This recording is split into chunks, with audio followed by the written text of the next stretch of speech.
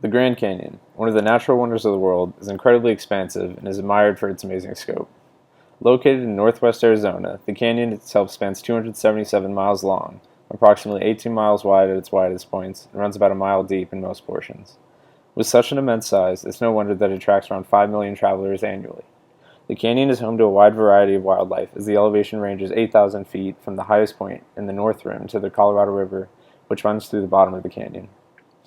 The canyon features two rims, the south rim, which is open year-round, and the north rim, which is generally open May through October because of weather conditions.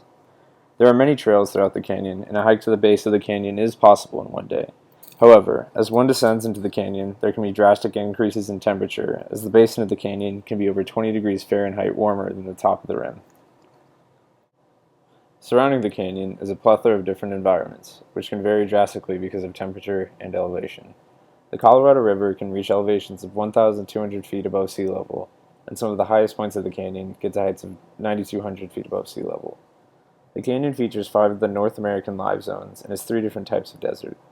There are over 1,700 species of plants found throughout the national park, which make up the 129 vegetation communities. Various communities in the national park differ as the elevation changes.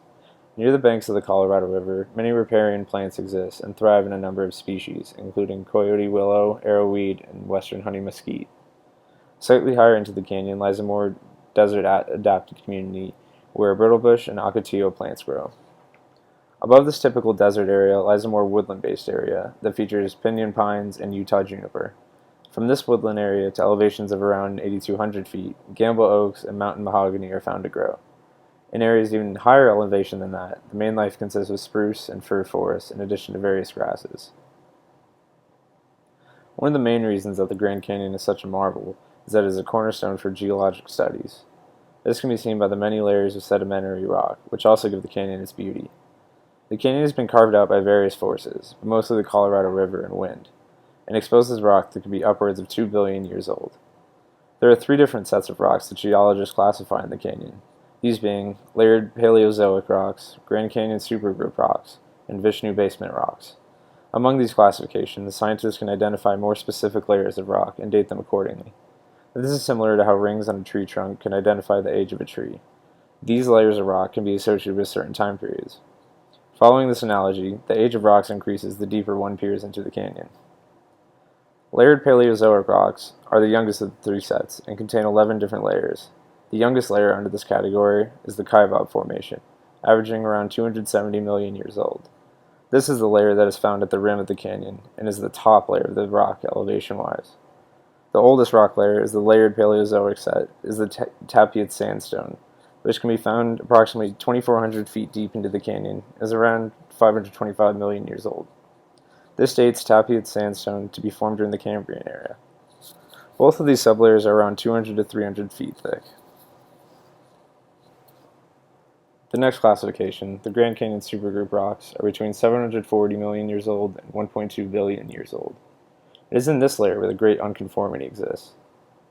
An unconformity is a term used to define gaps in geological strata, or layers.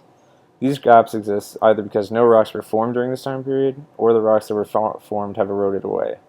In the instance of the Grand Canyon, it is called the Great Unconformity, and can also be observed in Sicker Point in Scotland. The first observation of the conformity was in 1869 by John Wesley Powell on his expedition to explore the Colorado River. The Great Unconformity represents a 1.2 billion year time period in which supposed tectonic activity or changes in sea level could have easily taken place, which in turn leaves an absence of different rock between the strata of the layered Paleozoic rocks and the Vishnu basement rocks. In studying this unconformity, geologists can piece together the history of the formation of the Earth's layers and also begin to analyze any major changes in terms of emerging mountains and sea levels. Underneath the Great Unconformity lies the deepest and eldest classification of rock in the Grand Canyon, the Vishnu basement rocks. These layers are between 1.6 and 1.8 billion years old and are comprised of 3 smaller strata, these being schist, granite, and Elves Chasm gneiss. These rocks were formed during the late Precambrian era and mostly came from lava flows and sediment deposits. Magma rose through these rocks and crystallized, leaving granite deposits all throughout. The driving force in forming the canyon comes from the power of the flow of the Colorado River. The Colorado River has played a large role in native survival, along with modern uses in addition to carving out the canyon for the past 6 million years. The river is 1,450 miles long and begins at Low Pudre Pass in Colorado, and snakes its way through the southwest, eventually depositing into the Gulf of California. The river itself can have a flow rate of 100,000 cubic feet per second during the summer months, and can bottom out at a flow rate of 2,500 cubic feet per second, making it experience extreme changes in flow rate. However, the Hoover Dam plays a large role in controlling the strength of the river, and is able to harness the power of the running water and convert it into usable energy.